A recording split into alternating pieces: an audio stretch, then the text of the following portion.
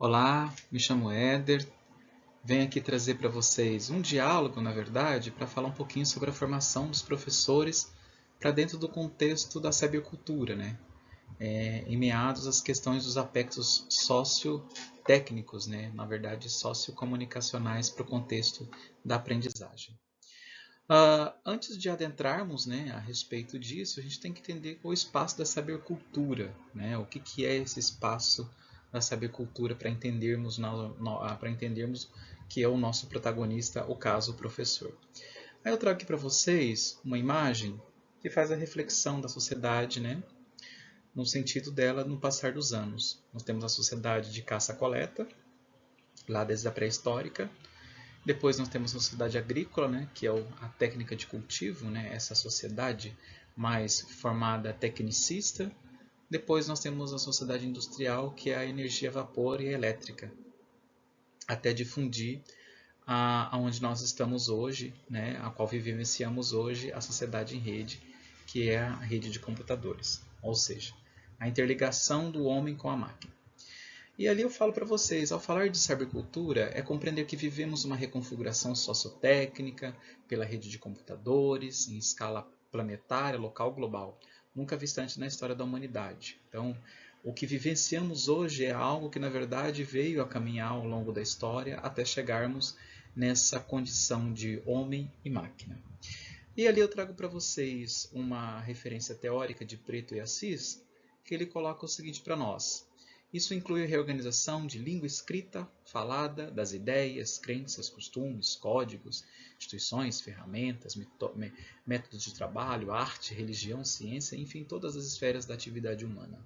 Então, essa reconfiguração do homem para dentro do contexto tecnológico é o que vivenciamos nesse momento tão grandioso da questão do boom tecnológico, né? E aqui a gente vai falar um pouquinho sobre a cybercultura e a educação, que propriamente dita esse diálogo que a gente traz é sobre a questão de como é essa vivência, a sociedade e a questão da cybercultura, né? Lembrando que nós trouxemos aqui a sociedade agrícola, né, que é um ambiente de trabalho que era chamado de 1.0. A gente vai lembrar da educação bancária, a educação 1.0. Depois viemos para a sociedade industrial, que é o ambiente de trabalho 2.0, e que, por sua vez, vem a educação 2.0, a educação também contínua, né? A gente vai ver aquela educação mais voltada para o campo do trabalho. Já na sociedade em rede, ao qual vivenciamos a contemporaneidade, o ambiente de trabalho 3.0, né? Então fica uma questão disso, do trabalho 3.0 e também 3.0 e também vivemos a questão da educação 3.0. Aí a gente pergunta, mas será que vivenciamos essa educação 3.0? Vivenciamos, que é a educação híbrida, a educação online, a educação aberta, a educação à distância, a remota, a aprendizagem móvel, né? A aprendizagem ambíqua e os cursos massivos de online.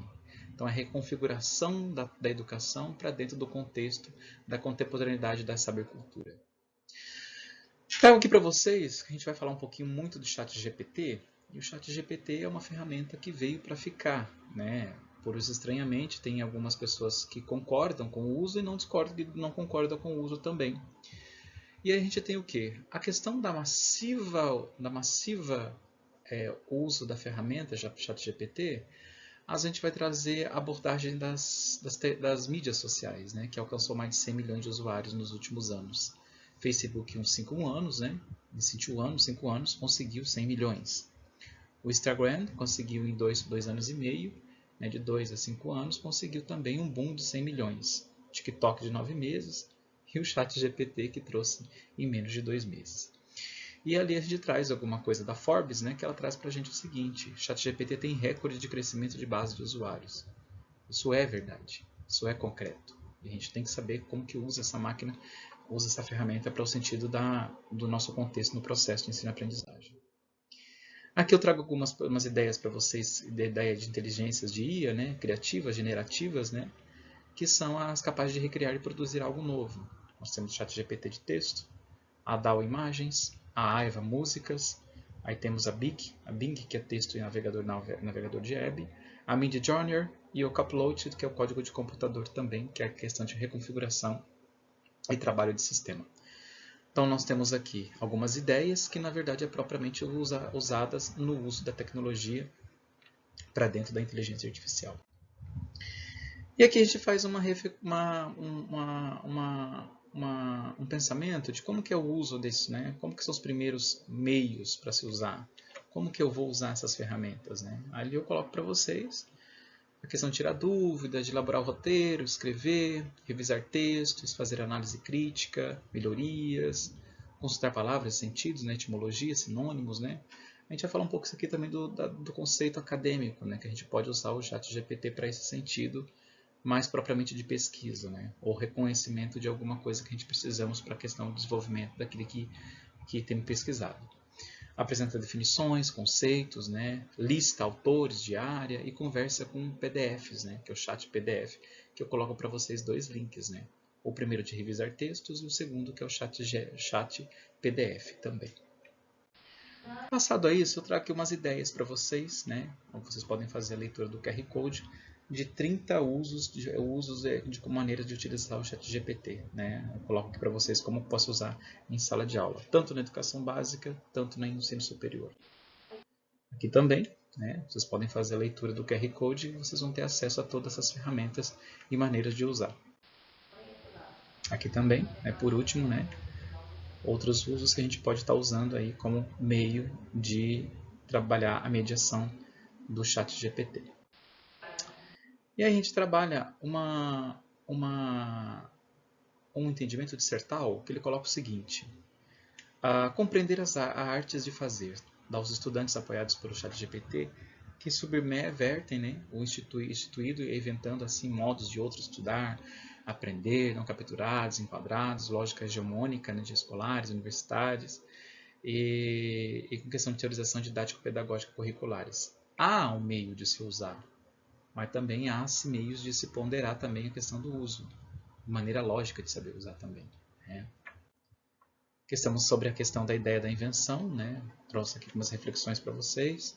Que a invenção não está associada à ideia descoberta ou reprodução de algo existente, mas também com uma abordagem que valoriza a originalidade, né? No sentido de você dar ênfase àquilo que você tem pesquisado e desenvolvido também. É um meio que a gente pode usar, não copiando, mas sim desenvolvendo algo que a gente possa acrescentar e crescer dentro daquilo que produzimos. O uso rotineiro, aí eu trago aqui alguns personagens, eu dei o nome de alguns alunos, né, fictícios, né, foi uma pesquisa que eu fiz em loco, a questão da própria mesmo do uso rotineiro do ChatGPT em sala de aula. Nesse contexto eu falo também da educação básica e também do próprio ensino superior, a questão do uso dele, né. Aí tem esses depoimentos, né, que vocês podem estar olhando, observando a questão do entendimento do potencial uso do ChatGPT. O uso diversificado, resolver problemas, planejar atividades, traduzir e resumir textos. Aí eu coloco aqui alguns depoimentos também de alguns alunos que falam sobre a questão dessas nomenclaturas de uso, né, de como que eu posso estar usando para aquilo que eu preciso desenvolver dentro das minhas pesquisas e também das minhas atividades acadêmicas e escolares.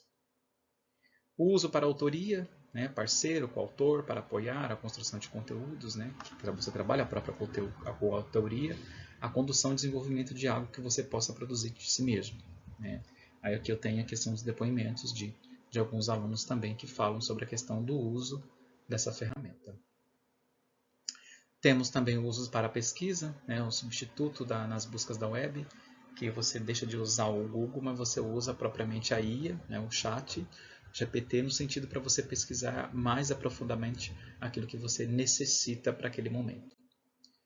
Aí o uso do professor, o uso como um professor particular, tem um depoimento também de alguns professores que falam também sobre a questão do uso, a maneira de usar, né, para que eu vou usar, para que sentido que eu vou usar, para onde que eu quero chegar, né, para a produção das minhas aulas, dos conteúdos que eu colocar em prática. Aí eles falam aqui em seus depoimentos da forma como que eles usaram, tanto positiva e tanto negativa também. O uso crítico dos estudantes não são idiotas culturais, né? Na questão que os estudantes eles sabem realmente usar. E sabe que da maneira de se usar incorretamente pode se produzir a questão de produção e replicação de materiais já produzidos por outras autorias.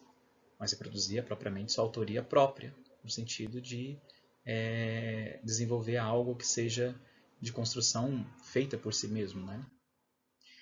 E a reconfiguração das situações didáticas, né? A robotização, né? Essa era da robotização.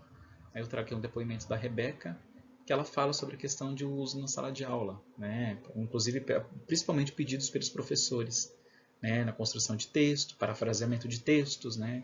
Dialogar com outros textos, reaprofundar outros tipos de escritas, né? Para dentro de alguma coisa que necessita para aquele momento. E aí eu trago uma pesquisa recente de versus aluno versus professores e alunos no sentido de uso. Observe o seguinte, que 45,1%, os professores nunca usaram, mas 90,2% os alunos já usaram, né, e já têm entendido como que é o uso. E ali eu trago para vocês a questão de uso de uma vez, uso de poucas vezes, usei várias vezes, uso frequentemente, uso todos os dias, assim também os alunos. Denotem que a parcela maior de uso é a dos alunos, não é dos professores. Os professores ainda não têm se atentado a essa ferramenta para saber que podem sim ser algo bom e vantajoso pela produção de suas aulas. Vamos trazer um pouquinho sobre o negacionismo, né? Eu acho que é interessante a gente trazer, e a gente traz a questão de uma voz de um professor de escola pública, que ele coloca o seguinte: seria interessante o uso, porém nas minhas aulas não tem estrutura tecnológica para tal. Nem todas as escolas hoje têm uma internet vantajosa, uma internet que realmente tem uma conexão que vai validar aquilo que eu preciso trabalhar em sala de aula, né? Então a gente vai entender que de vários lugares a gente não vai ter uma internet tão boa, né? Uma internet que vai poder desenvolver aquilo que eu espero naquela aula que eu projetei para desenvolver em sala de aula com os meus alunos, né? Então tem esse negacionismo aí. Temeroso, eu coloco sobre a questão do uso, né, dos professores no ensino médio fundamental, são mais de temer a questão do uso, né, de produzir coisas que na verdade não são deles mesmo, né, replicar conteúdos que já são de autorias de outras pessoas. Um dos sentidos que os professores se preocupam mais é a questão do plágio. É indiferente, né, para alguns, né, os professores, não como não utilizo, não é algo que eu tenho pensado, ou seja, descarto totalmente, acho que pode ser usada, mas não é essencial e nem importante, e é apenas mais uma ferramenta. Eu acho que é validado ser usado, né, na minha opinião, mas nem muitos acham que é legal o uso em sala de aula, né, ou seja, colocar o aluno para pensar de forma mais consciente. Entusiasta, né?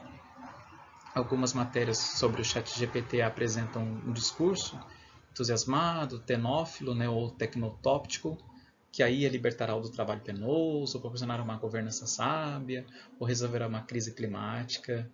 Isso não se costuma a postura dos professores. Então, os professores têm um preconceito ainda do ChatGPT. Crítico, né? A questão do professor aqui que ele fala, né, sobre a questão do uso, né? Discriminado, né, que particularmente acaba deixando o aluno mais preso à robotização e propriamente criando seu desenvolvimento, né, mais científico, né, e não fabricando aquilo que é pedido em sala de aula.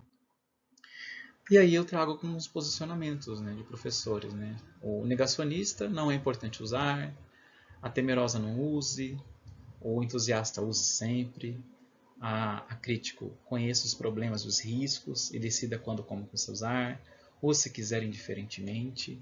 Então nós temos aqui cada personalidade de diferentes professores falando sobre a questão do seu grau de entendimento e desqualificando a questão do uso. E aí nós temos dois possíveis cenários, né? Um cenário mais técnico e um cenário mais tecnológico. Aulas sem tecnologias digitais, negacionismo e alienação da sabercultura. Ou seja, não se usa. Aí tem a pergunta-chave, que fica uma reflexão para vocês. A quem interessa uma educação sem uso das tecnologias digitais em rede? A quem interessa uma educação mais tecnológica? A aula sem professores. Ou seja, tem esse medo ainda do professor ser ocupado pela própria máquina. E a máquina vir a ganhar o espaço em sala de aula e realmente roubar todo esse aspecto do professor estando físico. Possíveis cenários para a educação, né? Educação híbrida e presencial online, né? Vocês podem observar na primeira imagem, algo mais totalmente tecnológico, né? Mais tecnologicamente usado. Né? É engraçado aí uma primeira imagem disso, né? mas a gente tem uma visão que possa isso acontecer. Na pandemia aconteceu algumas coisas que vieram a ser mais ou menos aparentemente como mostra a primeira imagem. E a segunda imagem, uma aprendizagem híbrida de humanos e IA, né? O próprio robô, juntamente trabalhando o processo da aprendizagem dentro dos alunos. Possíveis reconfigurações da educação, né? De potencialidades e despotencializar. Potencializar, saber como criar com a máquina, saber ser autor, saber fazer perguntas, duvidar das respostas obtidas, capacidade de avaliação crítica, é uma coisa que a gente tem que se pensar, saber fundamentar as informações de letramento científico, valorizar a presença e a participação, despotencializar, criar sem tecnologias, plagiar ou refrasear, memorizar informações, assimilar informações do professor ou livro, sem questionar, memorizar informações e compreender os fundamentos e ficar em silêncio, né? Que é algo que a gente pode pensar nesses dois lados, o bom e o ruim. Novos contornos para a educação, em tempos da educação híbrida, né? É a questão que a gente tem pensado muito disso, as escolas têm se pensado, a Secretaria de Educação, a própria universidade tem colocado isso também para reflexão nesse sentido, de procurar pensar, de procurar refletir como que vai ser a educação ao longo aos próximos anos, amanhã ou depois, como que vai ser, né? E é isso, gente. Eu espero que tenha contribuído de alguma forma com vocês nessa conversa que tivemos aqui, né? Que vocês consigam levar isso adiante, né? Com as dicas que eu passei, né? Que foram bem, acredito que foram bem sistematizadas e que vocês possam estar colocando isso na prática, de uma forma ou de outra, né? Mas que a gente sabe que ainda há uma briga ainda entre o professor e a máquina, né? A gente tem que entender que às vezes a máquina ela pode também nos auxiliar naquilo que precisamos para dentro do processo de ensino-aprendizagem, né? Tem-se discussões que eu coloquei para vocês de que o chat GPT não é tão bom, que é tão bom, e tem essa situação toda. Aí fica uma reflexão disso tudo que a gente trabalhou aqui. Se é vantajoso, se não é, o que se pensar, o que se fazer, né? Será que é legal, será que não é legal?